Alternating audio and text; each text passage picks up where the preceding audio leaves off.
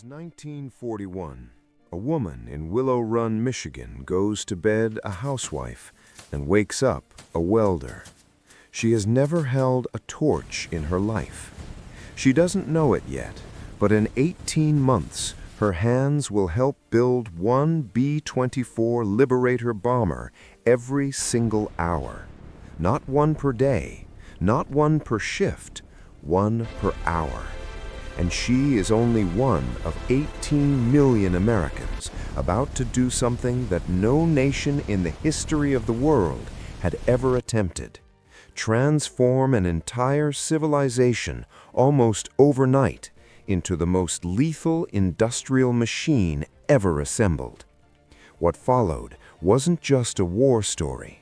It was something far stranger, far more calculated, and far more consequential.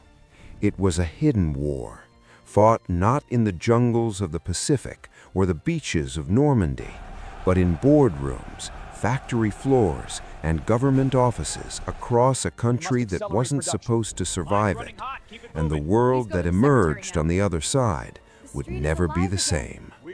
To understand what happened, you first have to understand what the America was before it happened. Because the America of 1939 was not a superpower. It was a wounded giant, still bleeding from the worst economic catastrophe in its history. 10 years after the stock market collapse of 1929, nearly 1 in 6 Americans was still unemployed. Entire cities had grown inward, contracting, hollowing out. Men who had once built railroads stood in soup lines wearing their finest coats, their shoes worn through the soles. The military, starved of funding for 20 decades, was ranked somewhere between Romania and Portugal in global strength.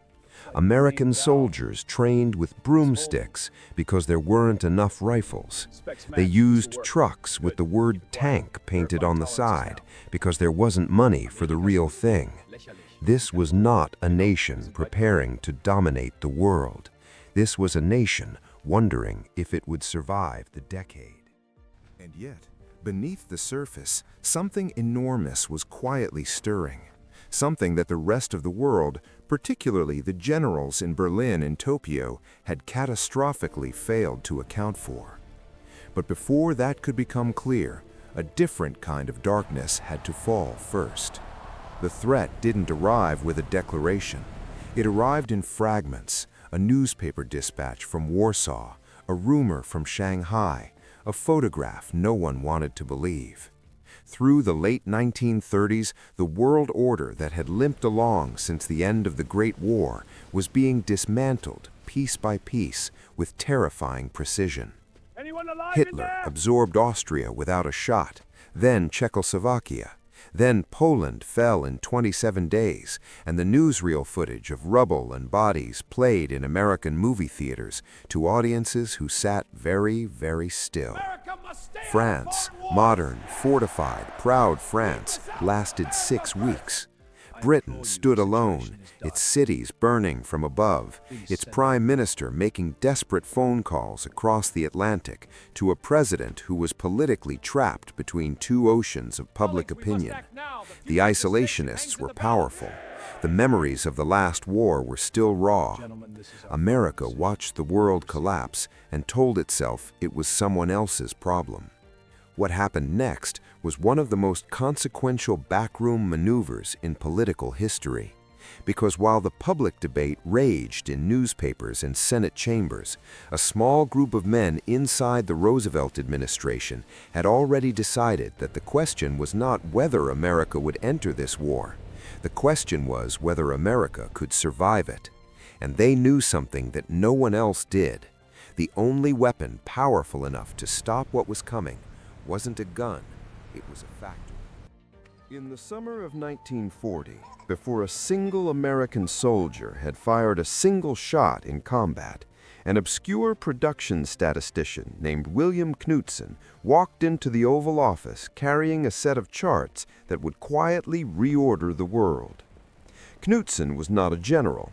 He was a Danish immigrant who had once worked the night shift in a bicycle shop and had risen to run General Motors, the largest manufacturing corporation on Earth.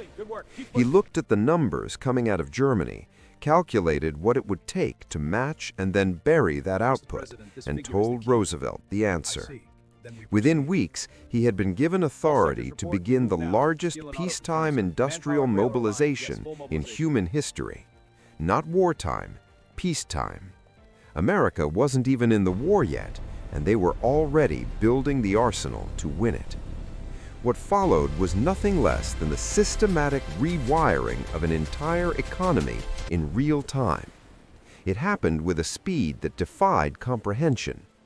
The automobile factories of Detroit, Ford, Chrysler, and General Motors stopped making cars almost overnight. The assembly lines that had been churning out Chevrolets and Lincolns were physically rebuilt, retooled, and repurposed inside of months. Tank engines replaced car engines. Bomber wings replaced bumpers. The River Rouge plant in Detroit, which had once assembled civilian trucks, began producing B-24s at a rate that the Luftwaffe's intelligence analysts refused to believe when the numbers crossed their desks. They sent the reports back, marked as errors. The scale was considered impossible. But the factories were only one layer. Beneath them lay something stranger still. Because to build this machine, America needed workers it had never had. The men were going to war. That left the women, and the African Americans, and the teenagers, and the elderly, and every other category of human being that American industry had systematically excluded for generations. The war needed bodies. The factories needed hands. And for the first time, the gates opened. Women who had been told their entire lives that their role was domestic, mechanical, and limited, walked onto factory floors and discovered they were extraordinary at things no one had given them the chance to try. The famous image of Rosie the Riveter wasn't propaganda, it was documentation. The real women bending steel in the shipyards of Richmond, California, and the munitions plants of Tennessee did it faster and with fewer errors than the men who had done it before them. The war that was supposed to consume America was instead consuming every barrier America had built against its own people. That transformation did not happen smoothly. It happened with friction, injustice, and fury. The African Americans who migrated north by the hundreds of thousands to fill factory jobs found themselves met with riots in Detroit, segregated housing projects, and brutal resistance from white workers who feared what this rearrangement might mean after the war was over. The Japanese Americans on the West Coast were torn from their homes, their businesses, their lives, and placed behind wire in a betrayal that the government would spend decades trying not to fully acknowledge. The machine that was supposedly being built for freedom was running on profound contradiction, and yet it ran. It ran at speeds that terrified its enemies and baffled its allies. Churchill, who had privately doubted whether America could mobilize in time to matter, stood in a converted Washington hotel ballroom in early 1942 and read the production figures with an expression witnesses described as something close to disbelief. The numbers are still difficult to absorb. Between 1941 and 1945, the United States produced 300,000 military aircraft, 86,000 tanks, 2.4 million trucks, 8,800 naval vessels, 41 billion rounds of ammunition. It outproduced the entire Axis alliance, Germany, Japan, and Italy combined, not by a small margin, but by ratios that bordered on the absurd. At its peak, American industry was launching a fully operational warship every single day. Not every week, every day. The Pacific Fleet that Japan had shattered at Pearl Harbor in December 1941 was not merely rebuilt, it was replaced, expanded, and sent back with such overwhelming force that the admirals commanding it had to be reminded to slow their advance because their supply lines couldn't keep pace with their speed. And here is where the story takes its most unexpected turn, because the men and women who built this machine did not simply hand it over and go home. They came back, all 18 million of them, with skills they'd never had before, money saved under extraordinary pressure, and expectations that a decade of depression and 4 years of sacrifice had compressed into something ready to explode. They came home to a country that was, for the first time in its history, unambiguously and structurally the most powerful nation on the planet. Every other major economy was rubble. Britain was exhausted and bankrupted. Germany and Japan were physically destroyed. France had been occupied and humiliated. The Soviet Union had suffered losses too vast to be spoken of plainly. 27 million dead. America had lost 400,000. Catastrophic, devastating, and yet in the cold arithmetic of geopolitical survival, it was the only country that had emerged from the fire stronger than it entered. The veterans who flooded back into the civilian economy didn't slow down. They built suburbs at the same pace they'd built bombers. They enrolled in universities under the GI Bill and transformed higher education into a mass institution for the first time.